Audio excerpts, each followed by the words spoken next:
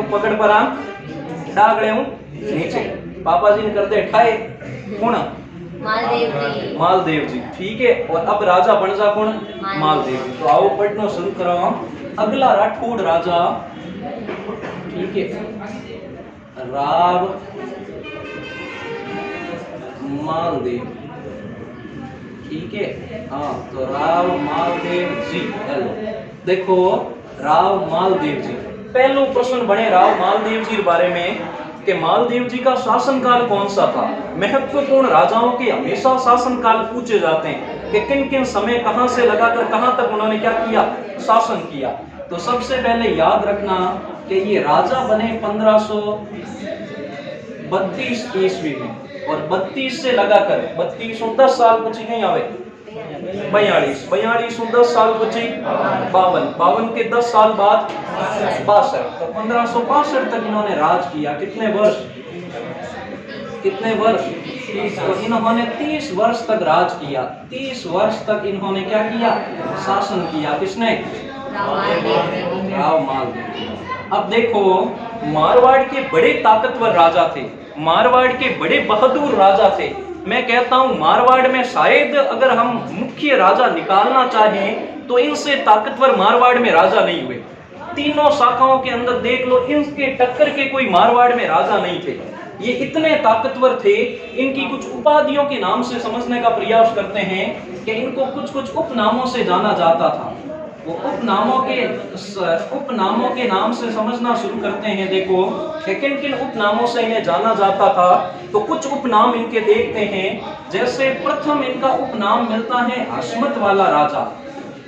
हसमत वाला राजा किस नाम से जानते हैं?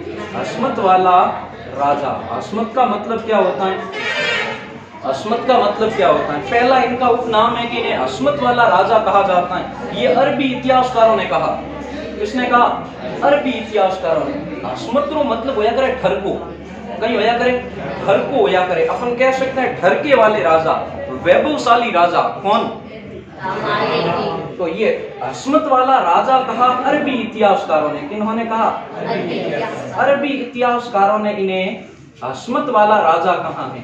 तो ऐसा अरबी इतिहासकारों को क्या दिखा कि इन्हें हसमत वाला राजा कह दिया, यानी ठरके वाला राजा। अरबी इतिहासकारों ने अवलोकन किया इनके बारे में और फिर इनको कहा हसमत वाला राजा। इसके अलावा इनका नाम एक और मिलता है। अरबी इतिहासकार इन्हें हिंदू बादशाह कहते हैं। क्या कहते थे? हिंदू बादशाह। बादशाह जो शब्द है वो उर्दू में प्रयोग किया जाता है, मुख्यतः अरबी लोगों में प्रयोग किया जाता है। लेकिन वास्तव में अरबी लोग मानते हैं अगर राजस्थान के अंदर बादशाह वाले गुण किसी राजा में थे तो किसमें? मालदेव जी में थे। तो इसीलिए उन्होंने हिंदू बादशाह कहा इनको। किनको? मालदेव जी को। इनसे संबंधित कुछ कंफ्यूज करने वाली उपाधियां और आती हैं। देखो, इनसे संबंधित मेवाड़ के 3 राजा और हुए जिनकी उपाधि में भी हिंदू नाम लगता है। क्या लगता है? हिंदू नाम। सबसे पहले एक हिंदू सूरज। हिंदू सूरज किस राजा को कहा जाता है? तीनों मेवाड़ से आएंगे, बाकी तीनों ही हिंदू नाम से। याद रखना, हिंदू बादशाह है मारवाड़ के मालदेव जी, बाकी हिंदू नाम से जो भी उपाधियां शुरू होगी वो मेवाड़ के राजा हैं। 3 और हैं, कंफ्यूज करे। 4 उपाधियां हैं हिंदू नाम से। एक तो हिंदू बादशाह कौन हुए?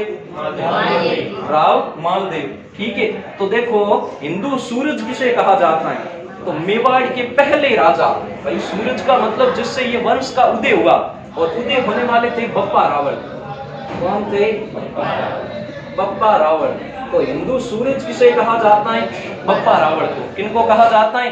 हाँ। उसके बाद आता है हिंदू सुल्तान। हिंदू सुल्तान राणा कुंभा को कहा जाता है। राणा कुंभा को कहा जाता है। याद रखना, हिंदू सुल्तान बप्पा रावल को कहा जाता है। बप्पा रावल की एक उपाधि और है, चकवा। कौन सी उपाधि है? इन्हें चकवा कहा जाता है। चकवा एक पक्षी होता है जो योग्य पक्षी होता है, उड़ान में होता है, और चकवा पक्षी वो होता है जो दूर दृष्टि देख सकता हो, दूर की चीज देखकर अवलोकन कर सकता हो। तो बप्पा रावल भविष्य की परिस्थितियों को आंकलन करने में माहिर थे, इसीलिए इन्हें चकवा कहा जाता है और हिंदू सूरज कहा जाता है। किनकी उपाधि है? एक बार परीक्षा में पूछा कि राजस्थान के किस शासक को राय पिथौरा के नाम से जानते हैं? किनकी उपाधि है राय पिथौरा? राय पिथौरा पृथ्वीराज चौहान को कहा जाता है। किनको कहा जाता है? पृथ्वीराज चौहान को राय पिथौरा कहा जाता है। एक उपाधि पूछी, बताओ दल थम्बन किस राजा को कहा जाता है? ठीक है, गजय सिंह को कहा जाता है। अभी आएंगे आगे, ठीक है, गजय सिंह जी को कहा जाता है। याद रह जाए दल थम्बन। उसी तरीके से हिंदू सुल्तान और चकवे की उपाधि किसे दी जाती है? बप्पा रावल। हिंदू सुल्तान, याद रखना, याद कैसे रखोगे? सूरज का मतलब तो प्रथम राजा, तो मेवाड़ के प्रथम राजा कौन हुए? बप्पा रावल। सूरज का मतलब उदय करने वाले व्यक्ति। हिंदू सुल्तान, इनमें याद रख जो सुर आवे शब्द, कहीं आवे सुर शब्द आया करे, ठीक है। और एकमात्र राजस्थान के ऐसे राजा हैं जो संगीतज्ञ थे, वो थे राणा कुंभा। कौन थे? संगीतज्ञ होने के कारण इनके सिक्कों पर इनको वीणा बजाते हुए दिखाया गया है। क्या बजाते दिखाए गए हैं? वीणा बजाते हुए दिखाया गया है। तो राणा कुंभा एकमात्र ऐसे व्यक्ति राजा थे जो खुद संगीतज्ञ थे, इसलिए इनकी एक और उपाधि प्रसिद्ध हुई। इन्हें अभिनव भट्टाचार्य भी कहा जाता है। क्या कहा जाता है? अभिनव भट्टाचार्य। बाकी इन्हें राजगुरु कहा जाता है। याद रखना, राजगुरु एकमात्र ऐसी उपाधि है जो इन दोनों राजाओं के लिए प्रयोग की जाती है। राजगुरु ये एकमात्र ऐसी उपाधि है जो बप्पा रावल के लिए भी प्रयोग की जाती है और राणा कुंभा के लिए भी प्रयोग की जाती है। बाकी केड़ा भी गुरु कहे तो है वो मोटा गुरु एक जुता। कौन? राणा कुंभा। दान गुरु कहवे तो राणा कुंभा, चाप गुरु कहवे तो राणा कुंभा, हाल गुरु कहवे तो राणा कुंभा, ठीक है। राणो रासो, राणो रासो किनकी उपाधि? कुंभा की। किनकी उपाधि है? महाराणा कुंभा की उपाधियों से भरे हुए पड़े, ठीक है। महाराणा कुंभा की खूब उपाधियां अट याद राज जो हिंदू सुल्तान सुरु याद राज जो संगीत एकमात्र राजा संबंधित है राणा कुंभा। याद रह जाए, अरे रह जाए याद। हाँ देखो अगला, ठीक है, अगला हिंदू सुल्तान होगा। अब एक पूछे हिंदू पथ, हिंदू पथ किस राजा की उपाधि है? तो पथरो मतलब है रास्ता, जिसने हिंदू राजाओं को रास्ता दिखाया वो थे राणा सांगा, जिन्होंने हिंदुओं को एक छत्र के नीचे लेकर आ गए। जब खानवा का युद्ध होने वाला था उस समय राणा सांगा ने घोषणा की कि जो राजा मेरे साथ हैं वो मेरी तरफ आ जाओ, वरना मैं समझूंगा वो बाबर की तरफ से लड़ रहे। तो हिंदुओं को पथ दिखाने का कार्य किसने किया? राणा सांगा ने। किसने किया? राणा सांगा ने किया। तो ये चारों ही उपाधियां याद रखना, कंफ्यूज करेगी। पांच ही पूछूं, हिंदू बादशाह किस राजा को कहा जाता है? अरबी इतिहासकारों ने मालदेव जी को कहा, ठीक है। हिंदू सूरज, हिंदू सुल्तान, हिंदू पथ, समझ में आयो? क्यों क्यों कहा करे इनो कारण समझ में आयो? ठीक है, तो लंबे टाइम तक ऑटोमेटिक ही रह जाए, याद रह जाए। अब देखो अरबी इतिहासकार इनको हिंदू बादशाह कह रहे हैं, अस्मत वाले राजा कह रहे हैं, तो कुछ तो बंदे में दम होगा तब इतनी उपाधियां मिल रही हैं। तो अगली उपाधि याद रखना। अब एक इतिहासकार हुए कौन? एक इतिहासकार हुए बदायूनी। क्या हुए? बदायूनी। बदायूनी ने इन्हें भारत का महान पुरुषार्थी राजकुमार कहा है। भारत का महान पुरुषार्थी राजकुमार, भारत का महान पुरुषार्थी राजकुमार कहाँ है? किसको? किनको कहा है? राव मालदेव जी को। ये कहा बदायूनी ने। अब बदायूनी ने इन्हें राजकुमार क्यों कहा, राजा क्यों नहीं कहा? हमेशा की कर याद रह जाए उपाधि, बड़े आसानी याद रह जाए। बिन पीछे ट्रिक्स हो, इनमें कुछ न कुछ ऐसी चीज हुई। इन्होंने राजकुमार कहा है, महान पुरुषार्थी राजकुमार। ये इसीलिए कहा, मैंने कहा था जब राव गांगा का राज था तो राव गांगा जी ने खानवा के युद्ध में स्वयं नहीं गए। जब खानवा के युद्ध में राणा सांगा ने आह्वान किया तो जोधपुर की तरफ से लड़ने के लिए किसे भेजा? मालदेव जी को भेजा, 4000 की सेना देकर। तो उस युद्ध में उनके पराक्रम के कारण, कि युद्ध के अंदर इन्होंने अपने बाहुबल का परिचय दिया, युद्ध के अंदर वीरता से लड़े, इसीलिए इन्हें क्या कहा गया? बदायूनी ने इनको भारत का महान पुरुषार्थी राजकुमार कहा। क्या कहा? महान पुरुषार्थी राजकुमार कहा था। याद रह जाए, किनको कहा था? मालदेव जी को कहा था। किसने कहा था? बदायूनी ने, ठीक है। एक और इतिहासकार हुए फरिश्ता। कौन हुए? फरिश्ता। फरिश्ता ने मालदेव जी के लिए एक शब्द प्रयोग किया। फरिश्ता ने इनको भारत का सबसे शक्तिशाली राजा बताया। भारत का सबसे शक्तिशाली राजा, शक्तिशाली राजा कहा। किनको? सबसे शक्तिशाली राजा कहाँ है? किसने? फरिश्ता ने। किसने कहा है?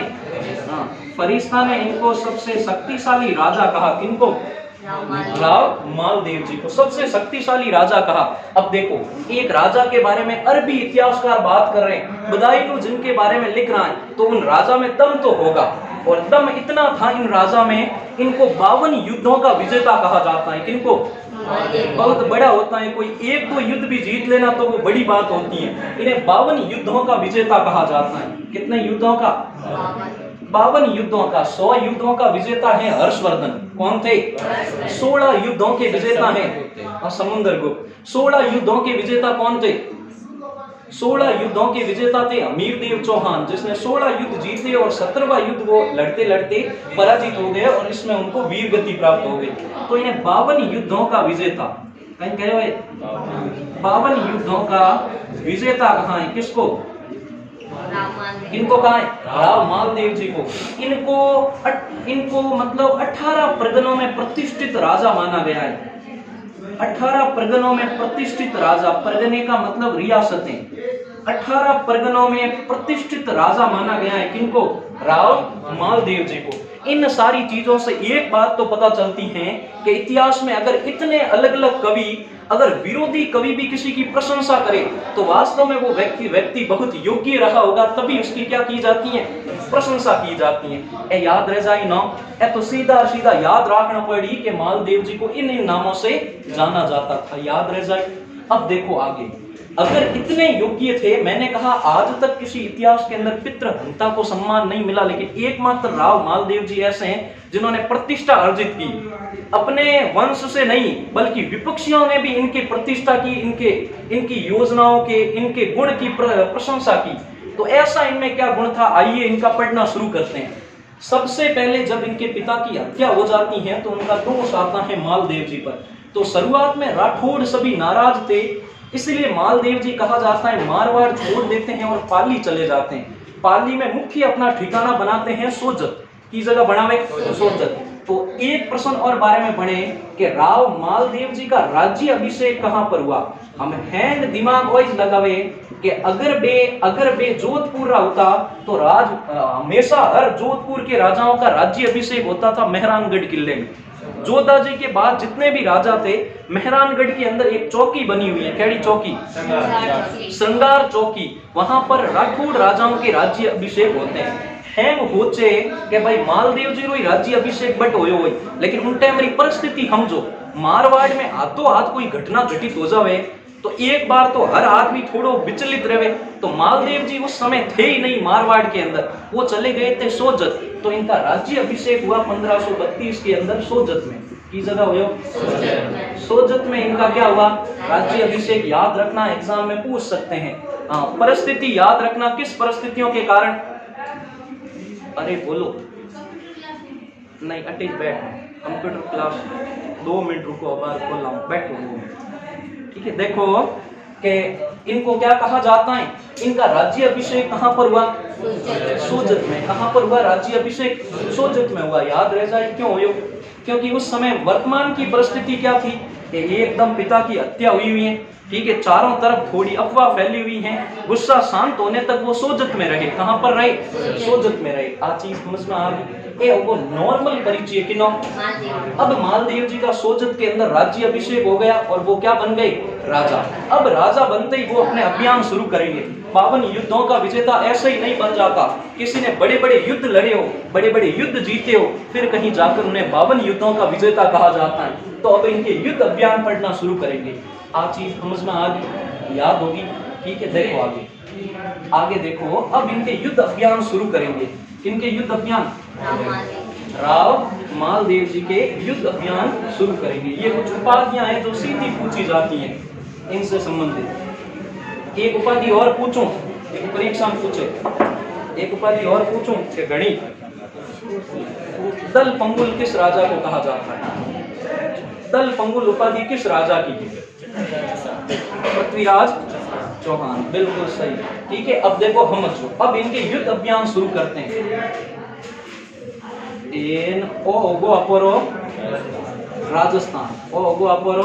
राजस्थान। राजस्थान में मारवाड़ प्रांत में किनका राज है? मारवाड़ में किनका राज? मारवाड़ के अंदर मालदेव जी का राज। किनका राज? अब मालदेव जी कहते हैं अपने युद्ध अभियान शुरू किया। सबसे पहले उन्होंने आक्रमण किया इस जगह पर जालोर के अंदर। सबसे पहले 1532 में राजा बने। प्रथम अभियान हमेशा महत्वपूर्ण होता है और याद रखना 1532 में राजा बनते ही सबसे पहले आक्रमण किया जालोर पर। जालोर में नहीं, जालोर में एक जगह थी, कहां पर? भादरा जून। कौन सी जगह थी? भादरा जून पर आक्रमण किया। और भादरा जून का उस समय शासक था कौन? शासक था वीरा। कौन था? वीरा। इस वीरा को पराजित किया। तो सबसे पहले 1532 में राजा बनते ही भादरा जून पर आक्रमण किया और भादरा जून पर आक्रमण करके वहां के शासक वीरा को क्या कर दिया? पराजित कर दिया। वीरा क्या हो गया? पराजित। वीरा पराजित हो गया। उसके बाद इन्होंने दूसरा आक्रमण किया। देखो सबसे महत्वपूर्ण जगह है। अब दूसरा आक्रमण इनका शुरू होता है, इस जगह पर आया हुआ है नागौर। किन आयोडो? नागौर। तो दूसरा आक्रमण कर दिया 1533 में। थोड़े टाइम तक रुके और अगले साल ही 1533 में आक्रमण किया नागौर पर। और नागौर का उस समय शासक था दौलत खां। कौन था? उस समय शासक था कौन? दौलत खां। नागौर का शासक था दौलत खां। नागौर का शासक कौन था? दौलत खां। बिलारडा पंखा चलन हवे चलाओ। नागौर का शासक कौन था? दौलत खां। कौन थे?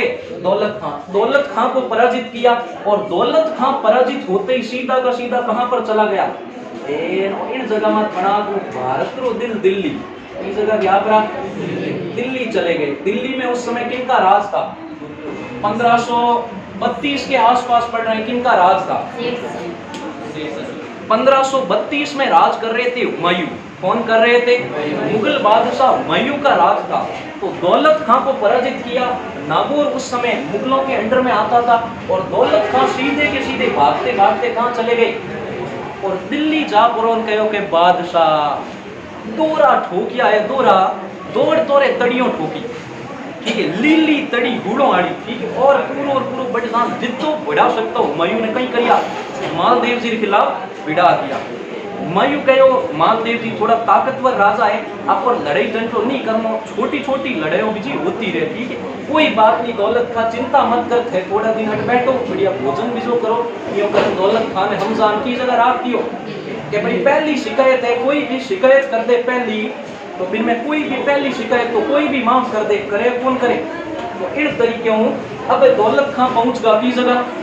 दिल्ली। कहां पर पहुंच गए? दिल्ली। अब देखो आगे कहीं हो गए। मालदेव जी रुकने वाले शासक नहीं थे। अगर 52 युद्धों के कोई विजेता हैं तो वो शासक भी तगड़ा होगा।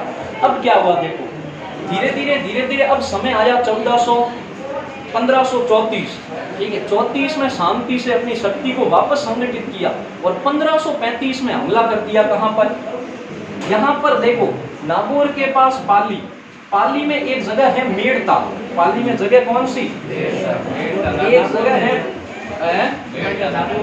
नागौर में, एक मेड़ता नागौर में, वहां पर। और पास ही में आया हुआ है अजमेर। इन दोनों का एक ही शासक था, मेड़ता व अजमेर। इन दोनों का एक शासक थे। उन शासक का नाम था वीरमदेव। क्या नाम था? वीरमदेव। और वीरमदेव पर हमला कर दिया। अब देखो वीरमदेव पर हमला करने का कारण क्या बताते हैं? कई कारण बताए जाते हैं वीरमदेव पर हमला करने का।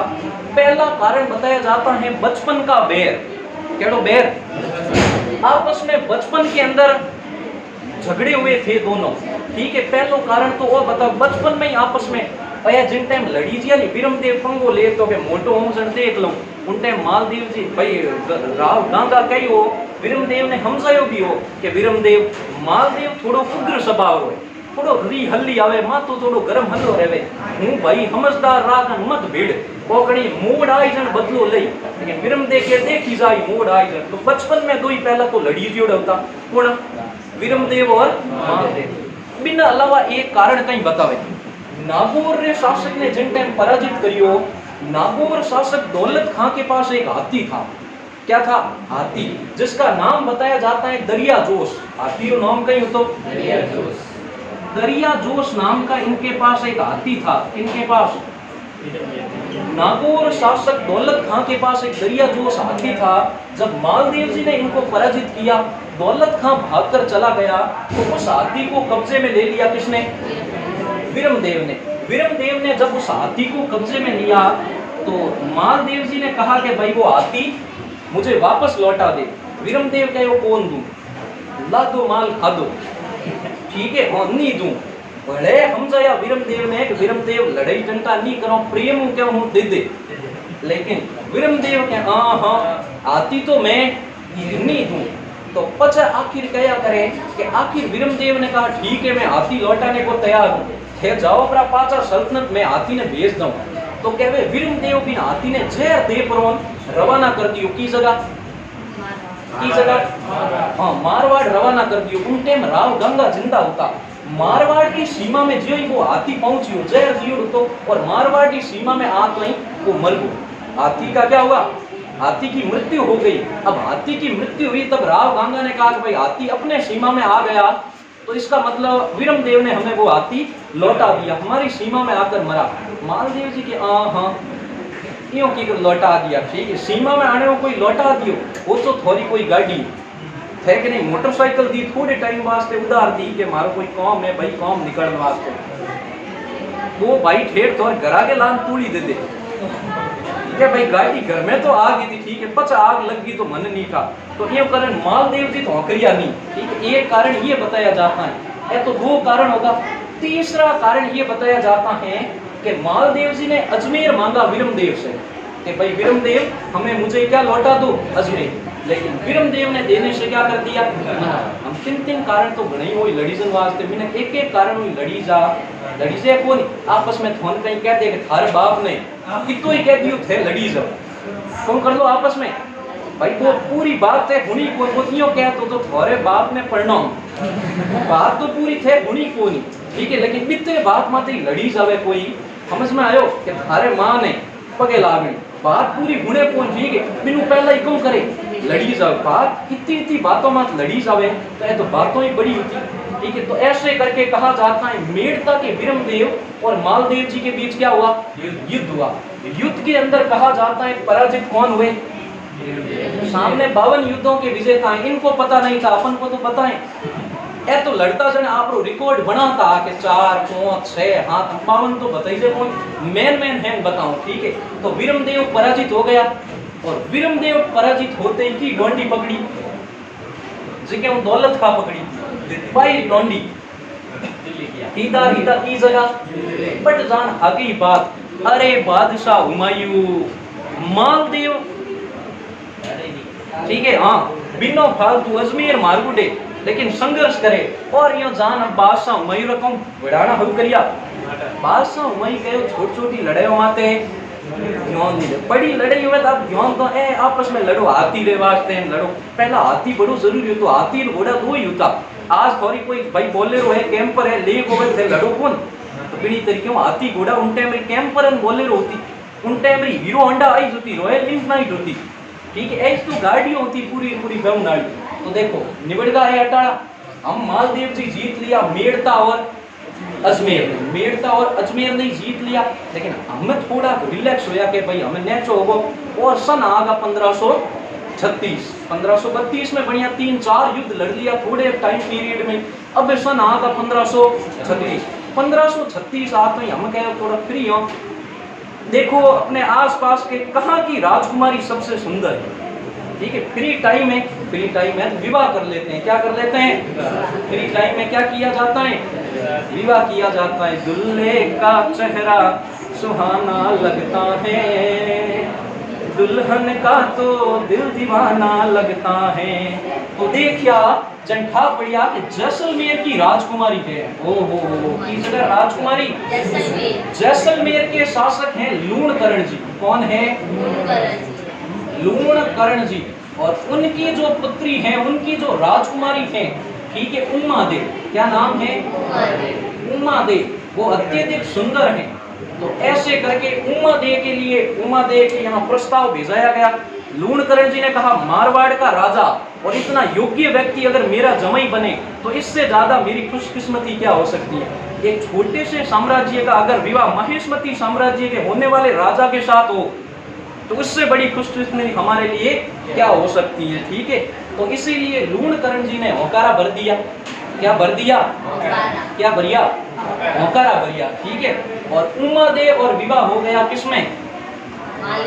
इनके साथ, मालदेव जी के साथ विवाह हो गया। लेकिन विवाह होने से क्या होता है? कुछ नहीं होता। ठीक है, देखो अबे गड़बड़ अबे हर हुई विवाह हो। ठीक है, घनी चौकी बात है कोनी आपे थोड़ी शॉर्ट में निवेड़ो, घनी कक्षा में बतावे जड़ी है कोनी। ठीक है, आपे थोड़ी शॉर्ट में निवेड़ लाओ घनी। ठीक है, अब देखो अब क्या करे विवाह रे, ये विवाह होने के तुरंत बाद, ठीक है, एक दिन बाद ही उमादेव और मालदेव जी में आपस में अनबन हो गई, जिसके कई कारण बताए जाते हैं, कई कारण। ठीक है, एक कारण तो बताया जाता है कि भाई उमादेव जब यहाँ पर थी किसी कारण मतलब लूणकरण जी और मालदेव में बनती नहीं थी, तो इन्होंने कहा जब जमाई शाह आएंगे तब भोजन में जहर दे देंगे और इनकी हत्या कर देंगे। ये बात उमादेव ने चुपके से बता दी किसको? और जब उमादेव यहाँ पर आई मारवाड़ तो मालदेव जी ने उनसे बात नहीं की। ऐसे करके उमादेव के बीच अनबन हो गई। आ बात थोड़ी हजम नहीं हो, हजम नहीं हो तो एक कहानी दूजी भी आवे। हम दूजी कहानी यो आवे थोड़ो राजा साहब रो हड़को लागे तो बे किताब वाला लिखे को नहीं, आपे भी ज्यादा बात नहीं करो।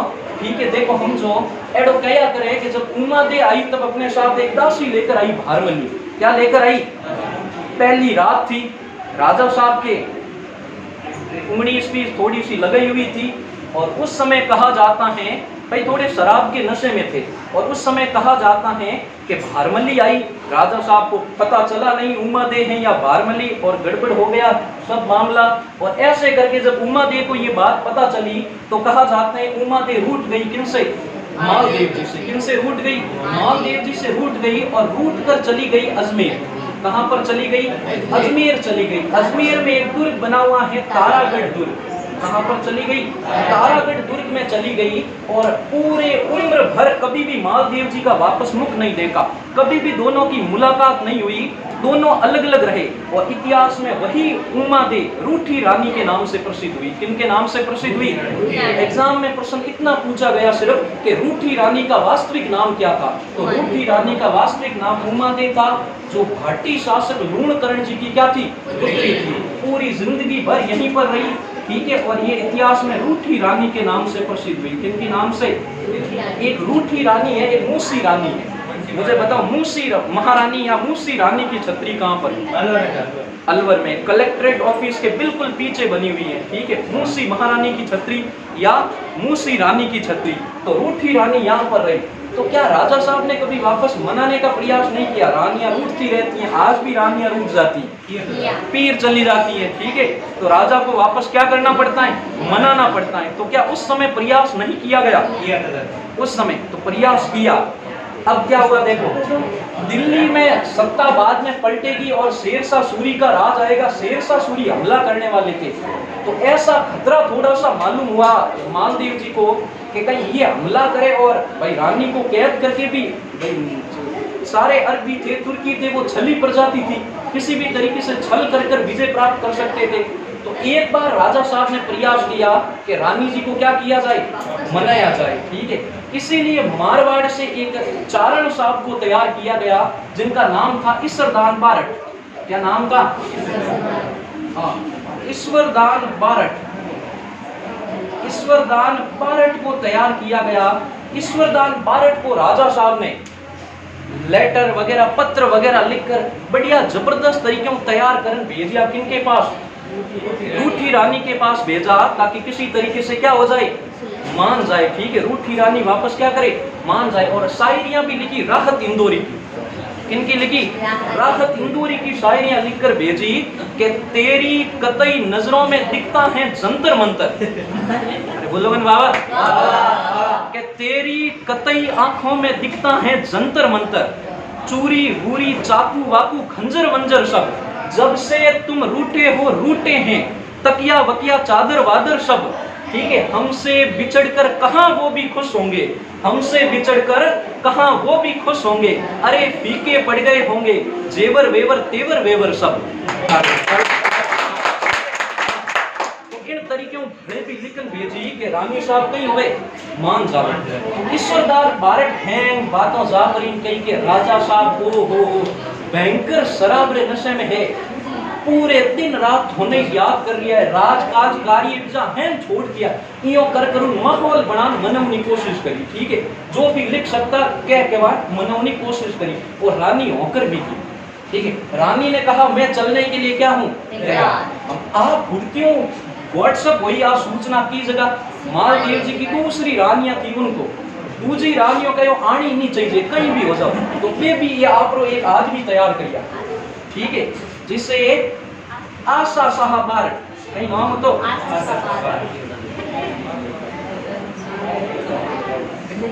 या आस्करण बारट। ठीक है, इनको तैयार किया, इनको लिखकर भेजा कि जितने ताने मार सकते हो किन्हीं तरीके में पहुंचनी नहीं चाहिए रूठी रानी की जगह मारवाड़, चाहे कुछ भी हो जाए पहुंचनी नहीं चाहिए। अब कहवे रानी जी वीर हुई अटीनो आ रही है आशा बारट, रास्ते में मिल गए रानी और आशा बारट सामने सामने। ठीक है, तैयारी तो इन्होंने भी की थी। ठीक है, इन्होंने भी की थी। तो कहा जाता है आशा बारट ने रानी को देखकर एक दोहा कहा, उन्होंने एक दोहा कहा कि मान रखे तो पिव रखे तज मान, मान रखे तो पिव रखे तज मान, दोनों गैद न बंद एक एक खंबे ठान। यानी दोनों चीज, या तो अपना मान रख, घमंडू गई थी ना तुम कि मैं राजा साहब का कभी मुख नहीं देखूंगी, अगर मान रखना है तो अपने पिव का त्याग कर, अपने पति का क्या कर ले त्याग कर ले, और पिव रखे तजमान। अगर तू चाहती है कि मैं अपने पति के साथ रहूं तो पहले अपना मान, अपना सम्मान, अपना स्वाभिमान नीचे रखकर आना, सर झुकाकर आना, अंदर आए ना तब। तो मान रखे तो पिव रखे तजमान, दोनों गैद न बंद एक एक खंबे ठाण, यानी दोनों तरफ मत झुक, एक तरफ हो जा, एक तरफ हो जा। तो रानी कहो हम आप मान ही राख, क्यों राखा, हम तो अब अपना स्वाभिमान ही रखेंगे, अब राजा के साथ नहीं जाएंगे। और वहीं से रानी अपने इनके मालदेव जी के बड़े पुत्र थे राम, उन राम के पास गुरोज चली गई। कहाँ चली गई? गुरोज चली गई। गुरोज अपने दंतक पुत्र, गुरोज अपने दंतक पुत्र राम के पास चली गई, और पूरे दंतक पुत्र इनके पुत्र थे, बड़े पुत्र थे मालदेव जी के, दूसरी रानी से उत्पन्न दंतक पुत्र। तो गुरोज दंतक पुत्र राम के पास चली गई और अपना पूरा जीवन वहीं पर गुजारा। और जब 1562 के अंदर मालदेव जी की मृत्यु हो जाती है तो उनके पगड़ी के साथ सती हो गई, उनके पगड़ी के साथ रानी क्या हो गई? सती हो गई। इन्होंने अपने सतीत्व का धर्म निभाया कि मेरे पति की मृत्यु हो गई तो अपने पति की पगड़ी के साथ क्या हो गई? सती हो गई। इससे ज्यादा इतिहास में क्या उदाहरण देखना चाहोगे? ठीक है स्वामी, भाई स्वामी भक्ति का, जिद का, साहस का, इससे ज्यादा तो क्या उदाहरण मिलेगा? वीरता का, शौर्य का। तो ये रानी उनके साथ क्या हो गई? सती। यही रूठी रानी उमा दे इतिहास में रूठी रानी के नाम से प्रसिद्ध हुई, याद रह जाए। ठीक है, वो 1536 घटना किन टाइम रही होगी? 1536। अब राजा साहब एक विवाह करियो, विवाह तो हालत रिया थे देख लिया। अब राजा साहब पाचा युद्धों ने तरफ मुड़ जाए, किन तरफ मुड़ जाए? युद्धों ने तरफ। और बात आ गई 1538, किन टाइम आ गई? 1538। 1538 के अंदर मालदेव जी ने जालोर और सिवाना को जीता। किनको जीता? जालोर, और पहले तो भाद्राजून को जीता था। एक जालोर का एक प्रदेश था, उससे पहला अभियान भाद्राजून था, याद रखना मालदेव जी का। अब जीता जालोर और सिरोही। मैं थोड़ा अटी ने ले लूं और जालोर और सिवाना इन तरफ ले लूं। अब देखो सिवाना के उस समय शासक थे, सिवाना राजकोट, भाई मारवाड़ के राजकोटों की संकटकालीन राजधानी कहलाती है। जब भी मारवाड़ पर संकट आता था वो कहां पर जाते थे? सिवाना में जाकर शरण लेते थे। इसलिए मारवाड़ राजाओं की संकटकालीन राजधानी कहलाती थी। कौन सी? सिवाना। तो कहा जाता है सिवाना के शासक थे डूंगर जी। कौन होता? डूंगर जी। डूंगर जी सिवाना के शासक थे। तो जब ये नागौर पर हमला किया दौलत खां के खिलाफ, तो सिवाना शासक डूंगर जी से मदद मांगी मालदेव जी ने कि भाई आप मदद करने के लिए आओ। डूंगर जी कहो हाँ मदद करने तो नहीं आओ। तो मालदेव जी कहो तो बैठा रहो, मूड आई जब थोड़ी मदद करने कौन आवे मैं देव। ठीक है, तो देखो सिवाना शासक, सिवाना जो किला था उसे जालोर दुर्ग की पूंजी कहा जाता है। यानी जालोर के दुर्ग को अगर जीतना था तो पहले किसको जीते? सिमाना के दुर्ग को जीते। तो जालोर पर कब्जा किनका था? जालोर पर किनका शासक था? जालोर पर कहा जाता है हुमायूं का एक शासक था, सिकंदर खां, सामंत था। हुमायूं का सामंत था सिकंदर खां। कहीं नाम तो इन सिकंदर खां का राज था। किनका राज था? सिकंदर खां का राज था जालोर के अंदर। अब हुआ क्या देखो, ठीक है, देखो कि जैसे ही मालदेव जी ने इन पर हमला किया, डूंगर भाई डूंगर जी पराजित होकर भागकर किसके पास चले गए? सिकंदर खां के पास। डूंगर जी तो पराजित हो गए। सिकंदर खां से मालदेव जी का युद्ध हुआ 1538 के अंदर, और सिकंदर खां भी पराजित हो गया और सिकंदर खां को कैद करके जेल में डाल दिया गया। कैद करके क्या डाल दिया गया? जेल में डाल दिया गया। और डूंगर जी कहां पर? की डोंडी, दिल्ली की रेखा की जगह दिल्ली। और हुमायूं ने जान कहो बादशाह हुमायूं, बादशाह हुमायूं। मालदेव जी कहीं हुड़े लीली तड़ियों, ठीक है। अरे आंकड़े में हुड़ो कौन होवे? बावड़ी आरी हुड़ो होवे, ठीक है। बात तड़ी भारी होया करे, ठीक है। आंकड़े आरी बड़े, ठीक है। हाँ, तो देखो जान किने बादशाह हुमायूं के कई छोटे छोटे युद्ध हम बात कर रहे हैं, आगे भविष्य में लड़ो कहीं कोई मोड़ आई नहीं उन पे, ठीक है। कहो थे अटई रो दिल्ली मैंने, ठीक है। इन तरीकों को राजी कर बैठ मान दिया, ठीक है। अब मालदेव जी का कितना दुश्मन हुमायूं उठ बैठा है, तीन तो बैठा है। अब देखो बड़े 52 युद्धों का विजेता, यहाँ पर भी नहीं रुकने वाले। अब धीरे धीरे सन आया 1542। कितना आया? 45। मारवाड़ और बीकानेर आपस में महीने भाईपो होतो, भाईपो ही होतो, विनय चारो होतो। लेकिन बीकाजी थोड़ा सेना लेन आया, मेहरानगढ़ ने घेरियो की राजा टेम गलत। सातल देव जी का छोटा भाई होता उनटे। हाँ, राव सूजा के समय बीकाजी भाई जोधा जी से वचन दिया हुआ था कि अपने चिन्ह वगैरह वापस लेने के लिए आए, और फिर जस्मा दे के समझाने पर वो युद्ध क्या हो गया? हुआ नहीं। तो इनमें आपस में अच्छा संबंध था। विनय चारो तो भाईपो होतो, ठीक है, एक ही गोत्र के थे। लेकिन 1542 में हमला कर दिया बीकानेर पर। किस पर कर दिया? बीकानेर। और हालत बीकानेर में तो इन हेडे ले इन पर हमला कर दिया, बीकानेर पर। बीकानेर के उस समय शासक थे कौन?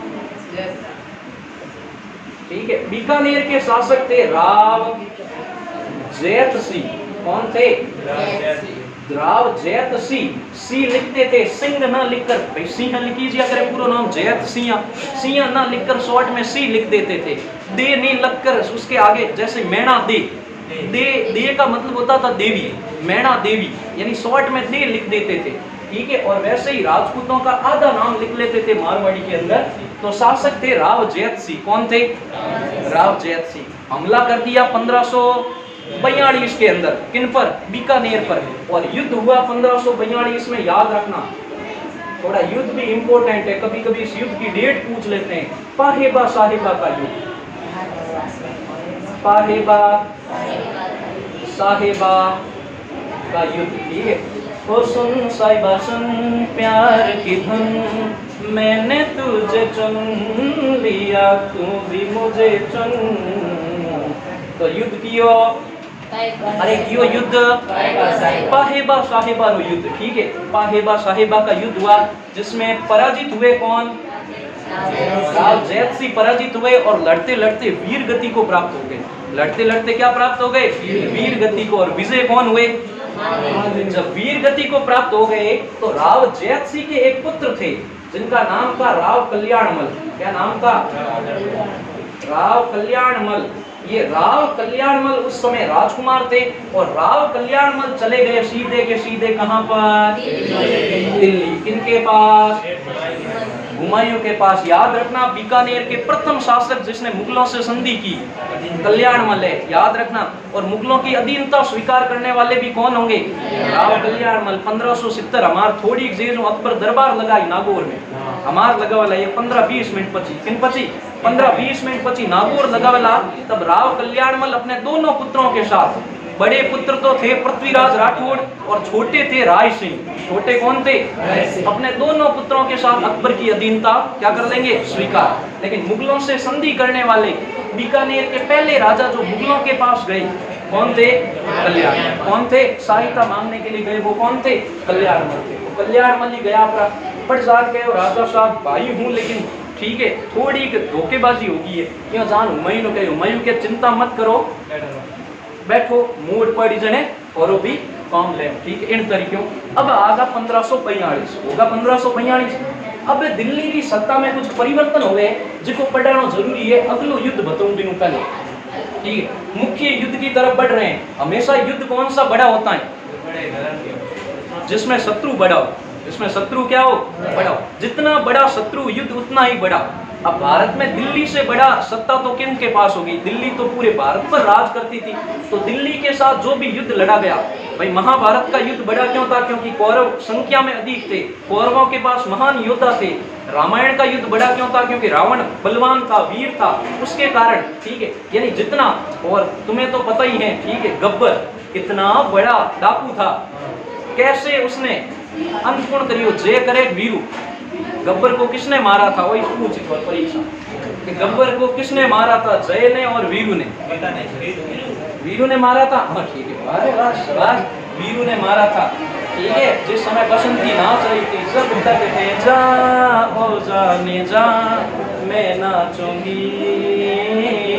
कभी वीरू बंदूक लेकर आया था भाकरी के पीछे से आया था ठीक है। जय की तो पुल पर हत्या हो जाती है, गोली लाग जाए जय ने एक गोली बचे पर वे सिक्को उछाले कीर्ति दुख भरी दास्तान है। ओ हो कुंदन सिंह रहता हूँ धड़कन डूब गया ठीक है। देखो ने साफ कर दो अरे साफ कर दो देखो आगे। हाँ अब थोड़ा दिल्ली की सत्ता में कौन बढ़ना? दिल्ली की सत्ता में परिवर्तन होगा। कहा जाता है बात है 1539 और 1540 की। 1539 और 1540। 1539-40 के अंदर राज कर रहे थे हुमायूं। बादशाह कौन? बादशाह कौन? हुमायूं। हुमायूं हुमायूं राज कर रहे थे। हुमायूं राज कर रहे थे दिल्ली पर। ये दिल्ली का शासक हुमायूं। अब कहा जाता है हुमायूं को दो युद्धों का सामना करना पड़ा। एक 1539 को हुआ और एक 1540 को हुआ। पहला युद्ध चौसा का युद्ध और दूसरा युद्ध हुआ बिलग्राम का युद्ध। बिलग्राम का युद्ध। इन दोनों युद्धों के अंदर बादशाह हुमायूं पराजित हो जाते हैं। बादशाह हुमायूं क्या हो जाते हैं? पराजित। दोनों युद्धों के अंदर बादशाह हुमायूं पराजित हो जाते हैं और एक व्यक्ति विजय होता है इस समय जिसका नाम था ठीक है बचपन का नाम शेर का था। एक बार जंगल में गए अपने मालिक के साथ बिना किसी हथियार के शेर को पराजित कर दिया और नाम पड़ गया शेर शाह यानी शेर पर सवारी करने वाला। शेर शाह सूरी किस वंश से था? शेर शाह सूरी वंश। और हुमायूं पराजित हो गया बिलग्राम युद्ध के अंदर और घोड़े रे हाथे नदी रिमाई और कैसे ही बच कर आ गए। और दिल्ली पर किसका राज? शेर शाह सूरी का। हुमायूं कहा जाता है यहाँ से बचते बचते जाने वाले थे इस तरफ सिंध में। सिंध इन तरफ आयोडो पाकिस्तान में यहाँ जाने वाले थे तो रस्तों पकड़ियो और यहाँ जाने वाले थे और यहाँ मारवाड़ की सीमाओं के पास से गुजरे। मारवाड़ से गुजरे। उन्होंने देखा कि ताकतवर राजा कौन है। उस समय भारत के अंदर भारत का महान पुरुषार्थी राजा कहा गया है इनको हर भी इतिहासकारों के द्वारा। तब पता चला पूरे भारत में सबसे ताकतवर है मारवाड़ के राजा मालदेव राठौड़ जो शेरशाह सूरी से भाई युद्ध करने की ताकत रखते हैं। तो हुमायूं कहा जाता है मारवाड़ में एक जगह पर ठहरा जिसका नाम था जोगी तीर्थ। कई नाम तो जोगी रे हम तो पागल हो गए। हाँ तो कहाँ पर ठहरे? जोगी तीर्थ में। मारवाड़ में कहाँ पर ठहरे? जोगी तीर्थ। और जोगी तीर्थ में ठहरे तब मालदेव जी को संदेश भिजवाया कि भाई आप मेरी सहायता कर सकते हो या नहीं हुमायूं के खिलाफ। उधर शेरशाह सूरी को भी पता चल गया और आप घने बैठा बैठे तो शेरशाह सूरी को भी पता चल गया कि हुमायूं किनसे सहायता मांगने के लिए गया है। अब इधर तो शेरशाह सूरी ने संदेश भेजा कि हुमायूं जब आपके पास आए तब हुमायूं को क्या कर लेना? कैद कर लेना। और इधर हुमायूं इनसे सहायता मांगने के लिए आया अब देखो इतिहास में कैसा द्वंद, दो विपरीत व्यक्ति दोनों सहायता मांग रहे हैं किनसे? मालदेव जी से। मालदेव जी के बीच एक समस्या थी, किनका सामना करे? अमेरिका का साथ दे या रूस के साथ रहकर उनका सहयोग करे? अब किनका साथ दे विपरीत परिस्थितियों के अंदर? ठीक है, तो भारत ने कौन सी विदेश नीति अपनाई? ना तो अमेरिका का साथ दिया, ना किनका साथ दिया? रूस का। ठीक है, लेकिन इस एक फैसले के कारण जोधपुर को 2 युद्ध सहन करने पड़े। कितने युद्ध? इस फैसले के कारण 2 युद्ध सहन करने पड़े। कैसे? देखो समझना। अब जब ये आया, अब अपने शरण में आए हुए व्यक्ति को अगर कैद कर ले तो ये तो राजपूती रीति के खिलाफ होता। कैद मालदेव जी करना चाहते थे नहीं, और शेरशाह सूरी से भाई सीधे युद्ध भी नहीं करना चाहते थे। बैठे बैठा इतने बड़े शत्रु से क्यों युद्ध करे? तब हुआ क्या, ये सहायता मांगने के लिए आया। मालदेव जी ने थोड़ी टाल मटोल की बातें की। कड़ी टाल मटोल की बातों करी कि भाई हो सहायता दे हो थे थोड़ा बैठो और खातिरदारी में की कर दूं, ये टाल मटोल की बातों करी। हुमायूं समझ गया, और हुमायूं क्या हुआ, वहां से रवाना हो गया। किसके लिए? सिंध के लिए रवाना हो गया। मालदेव जी ने खा पड़ियो कि अगर हजी गयो परो तो भाई तो शेरशाह सूरी कहेगा कि आपने प्रयास नहीं किया। तो भाई मालदेव जी ने अपने सैनिकों को कहा कि थोड़ा घोड़ा दौड़ाओ। किन लारे? थोड़ो हुमायूं नहीं दौड़ाओ। देखो यानी कोई आदमी दौड़ तो है, डरो ना दी लार पग कौन पटके, पग पटके कौन को फुर्ती दौड़ी। ठीक है, फुर्ती वैसे के वैसे घोड़े दौड़ाए। अब हुमायूं तो हो जियो मन पकड़ने आवे खाड़ी बारी। ठीक है, ही तो की जगह। और भाई ये कह देंगे शेरशाह सूरी को हमने पकड़ने का प्रयास किया लेकिन हुमायूं बचकर निकल गया। हुमायूं बात समझ गो, हुमायूं समझ गो के मदद तो नहीं करी। ठीक है, अगर भाई विधायक आप बिना सीएम रो कहो मीटिंग अटेंड नहीं करे आ की करो जावे महीने बात तो कहीं दूसरी है। ठीक है, केंद्र वाला समझगा। ठीक है, बात समझगा कहीं न कहीं घोटाला है और जादू की न चलाया है। जादूगर कौन है? केंद्र ने आ बात को होगी ठा पड़ी। तो अब देखो, अब शेरशाह सूरी ने ठा पड़ी और मदद नहीं करी, तो शेरशाह सूरी एक विशाल सेना लेकर तैयार हुआ और सीधे के सीधे सेना लाकर खड़ी कर दी। कहां पर? ठीक है, कहां पर? सुमेल नामक गांव में। की जगह? गांव पाली में आया हुआ था। सुमेल नामक गांव में पूरी की पूरी सेना लाकर क्या कर दी? अब मालदेव जी ने ठा पड़ दो कि युद्ध तो निश्चित है, युद्ध तो होना ही है, तो अगर युद्ध होना है तो सेना तैयार करो। तो मालदेव जी ने भी अपनी सेना तैयार कर दी। मालदेव जी ने अब तक जितने भी युद्ध जीते थे, देखो कहानी का सबसे बड़ा युद्ध यही है अपनी कहानी का। मालदेव जी ने जितने भी युद्ध जीते थे 2 लोगों के बलबूते पर जीते थे। 2 इनके हथियार थे, 2 तोपें थी, हमेशा उनके बलबूते पर जीते थे। एक का नाम था जैता और एक का नाम था कूपा। 2 इनके योग्य सेनापति थे, इनके बलबूते पर हर युद्ध जीता था। जब पाहेबा साहेबा के युद्ध में जीत जाते हैं तो जीतने के बाद बीकानेर कूपा को सौंप देते हैं। कूपा को सौंप देते हैं, इनका मतलब ये ताकतवर सरदार हैं दोनों। तो दोनों युद्ध इनके बलबूते पर जीते थे। तो जैता और कूपा और मालदेव जी भी सेना लेकर पहुंच गए। कहां पर पहुंच गए? हाँ, गिरी में अपनी सेना लाकर रख दी। गिरी यानी पहाड़ियों में, पहाड़ी और जगह होती तो उसे सम्मिलित गिरी सुमेल कहा जाता था इधर। तो अब एक युद्ध हुआ और युद्ध बड़ो इंपॉर्टेंट है, डेट भी याद रखनी पड़ी। ठीक है, एक जगह गिरी सुमेल का युद्ध, गिरी सुमेल का युद्ध कब हुआ? 1544। इतने हुई कौम नहीं आते, महीनों भी याद रखना पड़े। जनवरी महीना कौन सा? जनवरी। इतने हुई कौम आई नहीं आले, डेट ही याद रखनी पड़ी।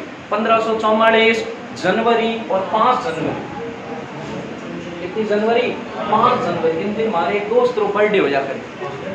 ठीक है, हाँ ठीक है, 5 जनवरी 1544 को क्या हुआ? गिरी सुमेल का युद्ध हुआ। याद रह जाए, गिरी सुमेल का युद्ध हुआ। अब इन युद्ध में कहीं कहीं हो, देखो पहला समझो, गिरी के अंदर सेना लाकर रख दी किसने?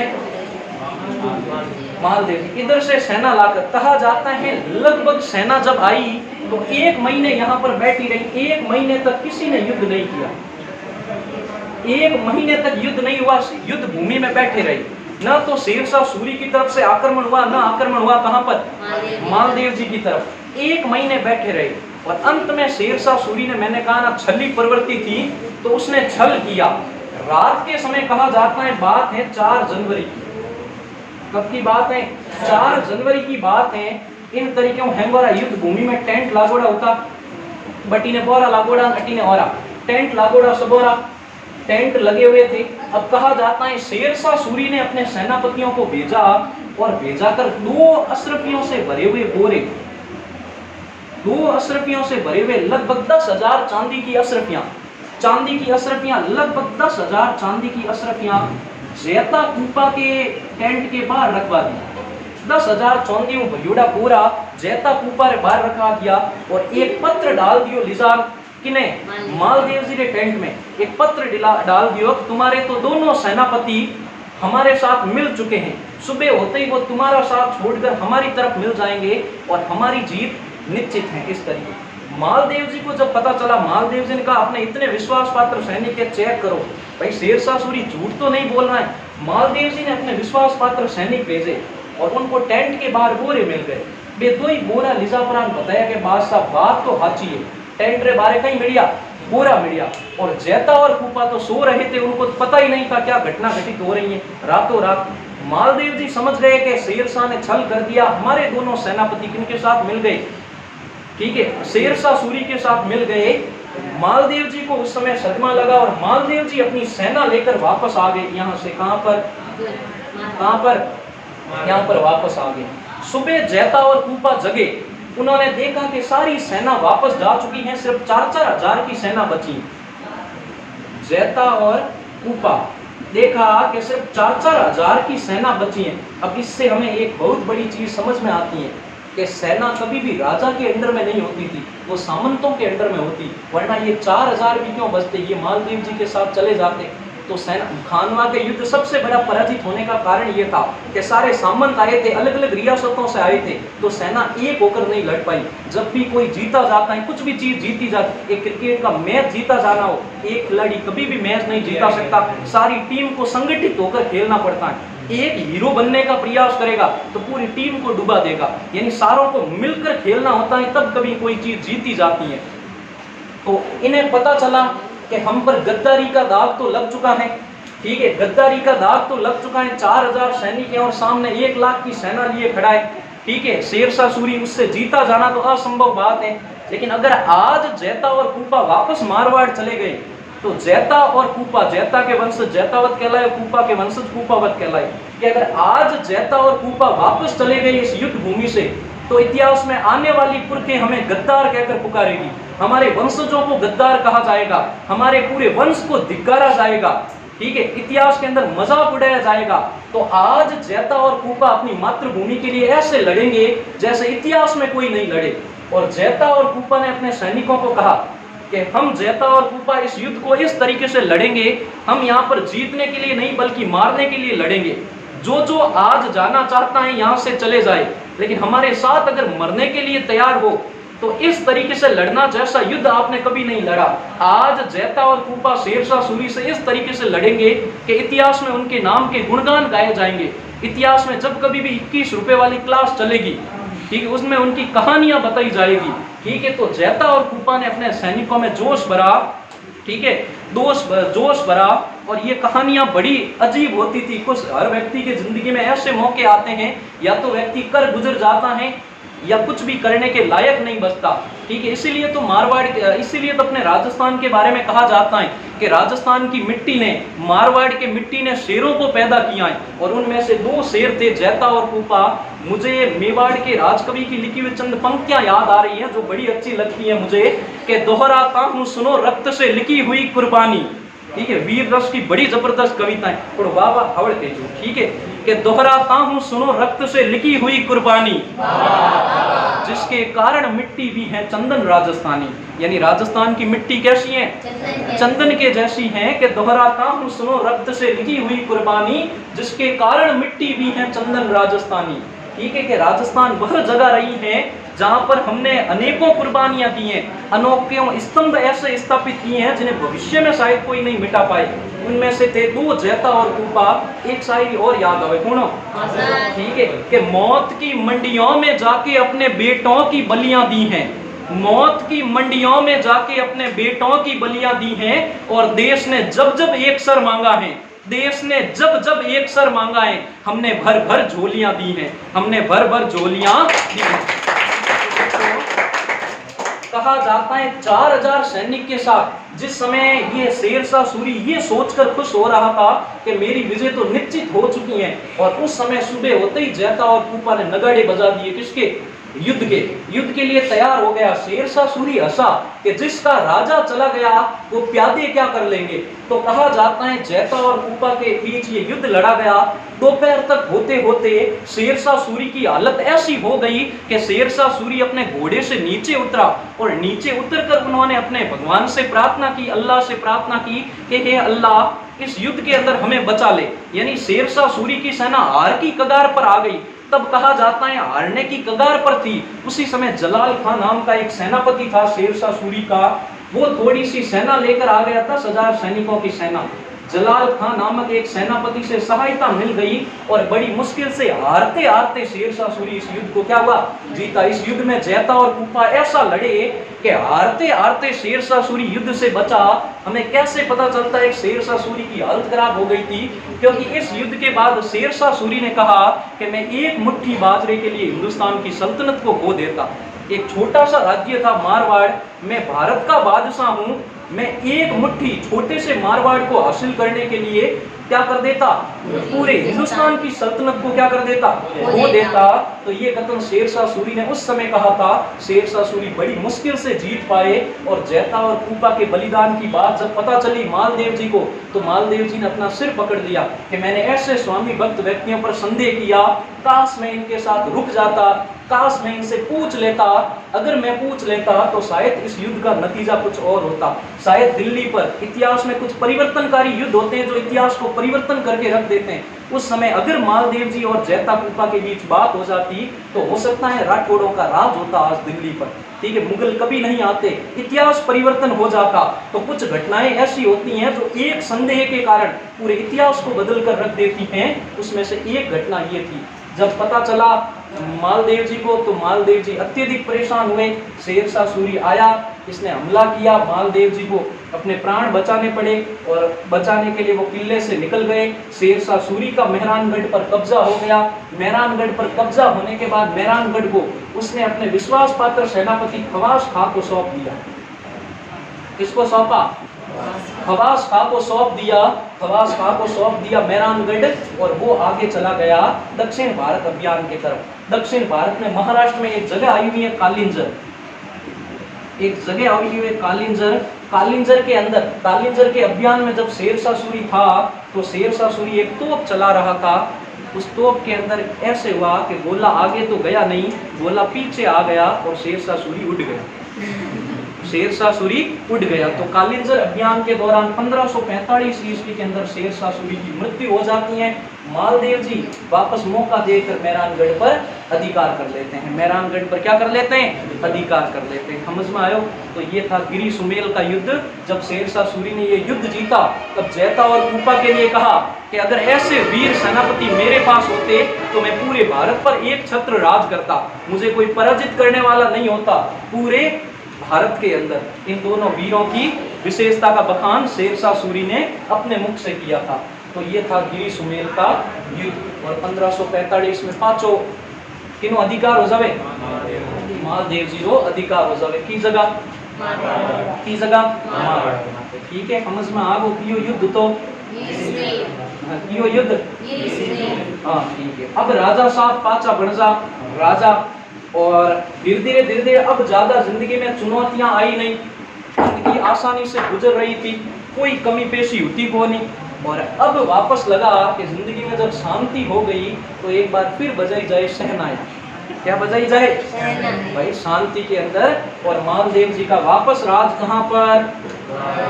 मारवाड़ पर। कहाँ पर?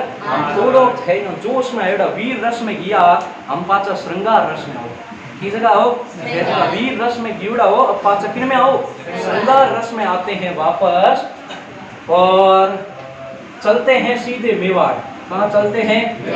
मेवाड़। मेवाड़ के राजा हैं राणा उदय सिंह जी। राणा उदय सिंह जी। मेवाड़ के राणा कौन? कौन? उदय सिंह जी। मुझको राणा जी माफ करना, वो गलती मारे से हो गई। गुपचुप गुपचुप गुपचुप गुपचुप। हाँ ठीक है। तो राणा कौन? अरे राणा कौन? उदय सिंह जी। ठीक है। मारवाड़ के राजा कौन? राव मालदेव जी। ठीक है, राव मालदेव जी। ठीक है। इनके कहा जाता है राणा उदय सिंह जी के एक सामंत थे। क्या थे? एक सामंत थे जिनका नाम क्या था? इनके एक सामंत थे जिनका नाम था जयत सिंह जी। क्या नाम था? हाँ, जयत सिंह जी के एक पुत्री थी जिनका नाम था स्वरूप कंवर। क्या नाम था? स्वरूप कंवर। ठीक है। इनका नाड़ेर गया किनके लिए? और इनका विवाह हो गया किनके साथ? VEDS, weds. ठीक है। तो स्वरूप कंवर वेड्स मालदेव। ठीक है, विवाह हो गया। विवाह हो गया, कोई टेंशन नहीं, राजी खुशी विवाह होगो, कोई चिंता नहीं, बढ़िया हार है, मैं आओ जाओ घर होगो। ठीक है, हार है, आ जा रिया है, हाड़ी और भयंकर मनवार है, कोई तकलीफ नहीं, जिंदगी में बढ़िया चल रही है। ठीक है। अब एक दिन गया की जगह हार है, की जगह गया हार गया। ठीक है, हार गया। ठीक है, हार गया, हाड़ियों मनवार करी। ठीक है। फिर मैंने एक राजकुमारी को देखा, पूछा तुम कौन हो? कि भाई मैं आपकी सगी साड़ी हूँ, स्वरूप कंवर जी की छोटी बहन। अपने होरो जी को बुलाया, जयत सिंह जी को, एक नाड़ेर बड़े। जयत सिंह जी कहो पौनो एक तो दियोड़ी आ गई। ठीक है, क्या भाई थे कि अगर मना करोगे तो आप मेरे सामने टिक तो पाओगे नहीं।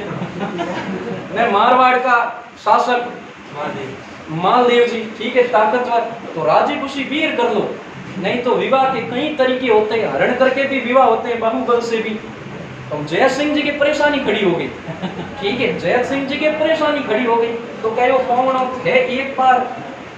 ठीक है, जाओ, मैं महीने पर टाइम दो, कोई हाथों हाथ विवाह थोड़ी हुए रातों रात। ठीक है, तैयारी भी करनी पड़े, कौन भाई विजय टीवी भी लानी पड़े, मोबाइल भी लाना पड़े। ठीक है, भले कोई गाड़ी फॉर्चूनर वीजा पंजाबी बुक करना पड़े, एकदम कोई विवाह हुए कलर भी कराना पड़ी, घरों भले कहीं कहीं तैयारी होया करे विवाह। और डांस री प्रैक्टिस भी होवे कि भाई मैं और डांस करूंगा, चिट्टियां कलाइयां वे, ठीक, और डांस करूंगा, ये प्रैक्टिस भी होया करे। ठीक है, अलग अलग तरीके रे हैंग पूरो पूरो। तो कहे ठीक है, महीनों पर रोको दियो, टाइम दियो। मालदेव जी बटिन किया, लारे जयत सिंह जी रातों रात महाराणा उदय सिंह को विवाह कर दियो, स्वरूप कंवर की छोटी बहन का। इनके साथ विवाह कर दिया महाराणा उदय सिंह। पहला आपस में मेवाड़ और मारवाड़ के संबंध अच्छे थे। ठीक है भाई, जब भी आक्रमण हुए सेनाएं आपस में साथ रहती थी, कोई, लेकिन यहाँ से गड़बड़ हुआ। मालदेव जी को जब ये बात पता चली तो इन्होंने बड़ी सी सेना लेकर हमला कर दिया मेवाड़ पर। किन पर हमला कर दिया? मेवाड़ पर। मेवाड़ के किले की घेराबंदी की, लेकिन कहा जाता है मालदेव जी जीत नहीं पाए, और इस युद्ध में मालदेव जी क्या हो गए? पराजित हो गए। क्या हो गए? पराजित हो गए, और मालदेव जी वापस आ गए। ठीक है, आज चीज तो समझ में आई। कहा जाता है जब इनका विवाह हुआ था छोटी बहन का, तब कहा जाता है कुछ बक्से स्वरूप कंवर ने दिए थे अपनी बहन को, वो गिफ्ट उपहार है तौर में देवे, कुछ तोहफे दिए थे इनको। ठीक है, क्या दिए थे?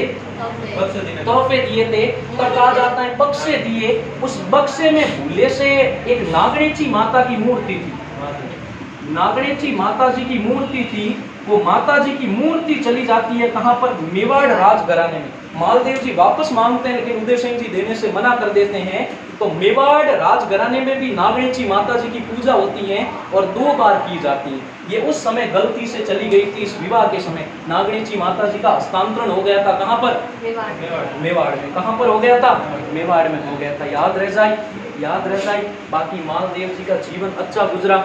ठीक है, और कोई छोटी मोटी चीज रह गई हो मालदेव जी तो नोट सर मैंने लिखून पढ़ लीजिए।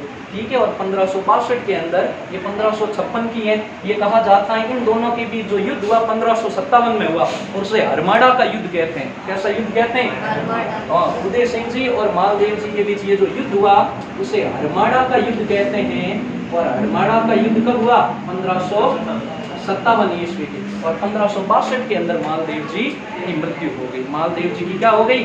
मृत्यु हो गई। ये थे मालदेव जी राठौर। समझ में आए? अरे समझ में आया? ठीक है, मालदेव जी राठौर।